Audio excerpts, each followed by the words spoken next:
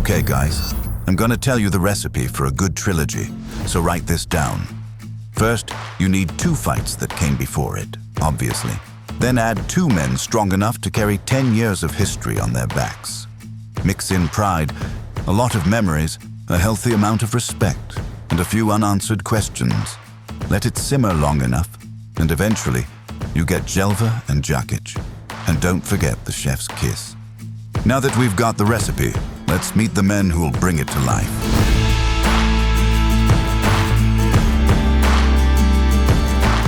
Bojan Kosednar, better known as Jelva, has been around this game long enough to know exactly what a night like this demands.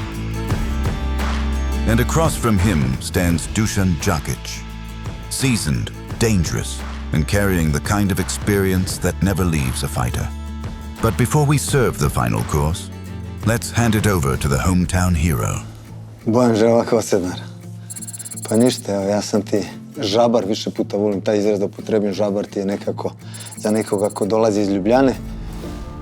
Sportaš, borac, to je to otprilike. Ništa više mi ni ne treba, to je to. Sa sportom sam počeo rano, ja mislim 8 ili 9 godina judo. Tada je judo baš bio na visokom nivou u Sloveniji i onda krene brzo i takmičenje. Ja mislim već sa 10 ili istu godinu ti si na tatamiju, bori se i od tad nisam stao. Dok su rukavice sport, a kad se skida onda je borba. Šta će biti u Ljubljani, vidjet ćemo.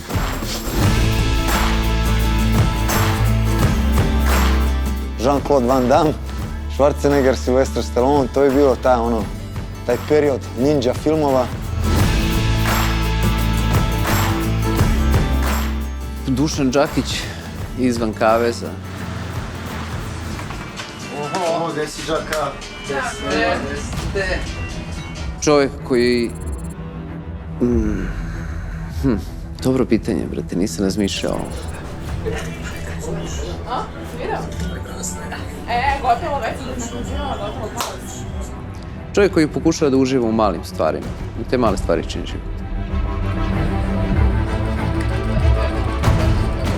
Dušan je danas borac, trener i miran čovjek.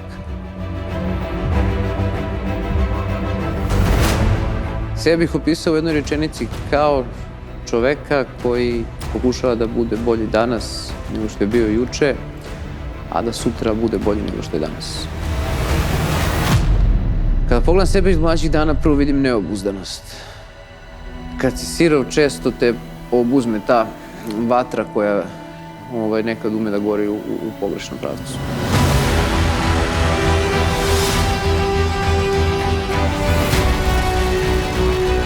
Moja greška je bila da sam hteo da budem i mangub, da jurim pare na ulici i da budem profesionalni sportaš i sve ostalo. Ne ide, bira jedno. Može da budeš bilo šta, ali ne možeš biti sve. Ali nikad nismo zapravo pravi hrišćani. Jedan od ljudi iz crkve je jednom izjavio da je jedini pravi hrišćanin bio Isus Hristos. Svi mi ostali pokušamo da budemo.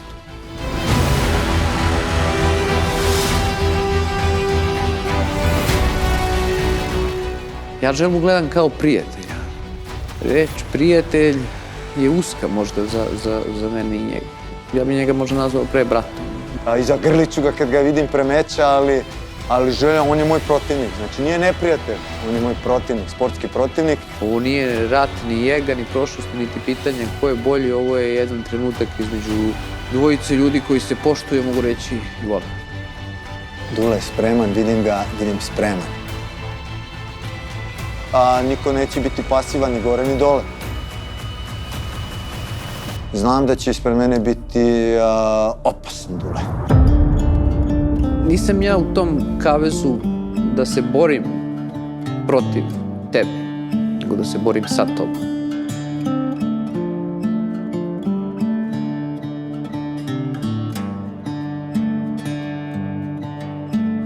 Moja Ljubljana, moja zelena Ljubljana, to je...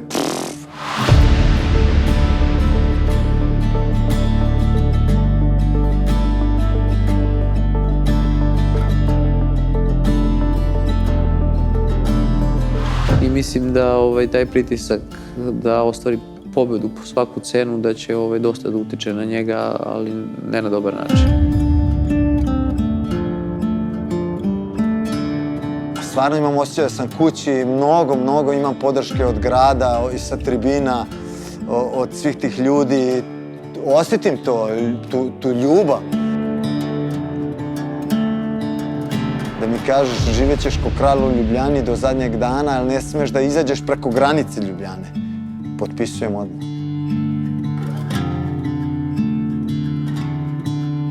I posle tog meča to se završava. Znači, onda smo samo još braća, prijatelji, to je to. To je moj brat Dušan Đakić.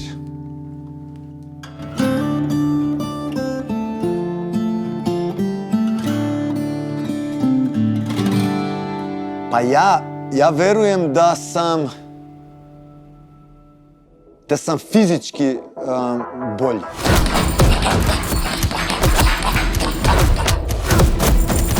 Znači, čista snaga, brzina. Te batine koje ćemo jedan drugom dati, nije to malo, to je bolno.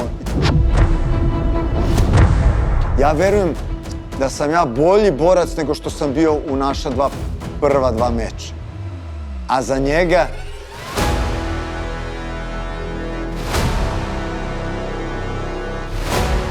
Da ne budem govno, ne znam, jer ne znam, nisam tamo, ne znam kako trenira. Ja mislim da nije bolji nego što je bio.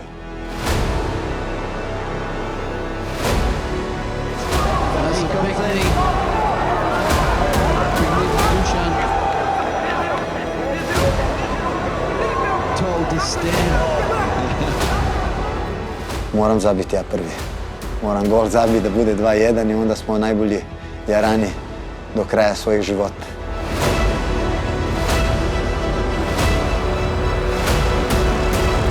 U Ljubljanu dolazim po pobedu.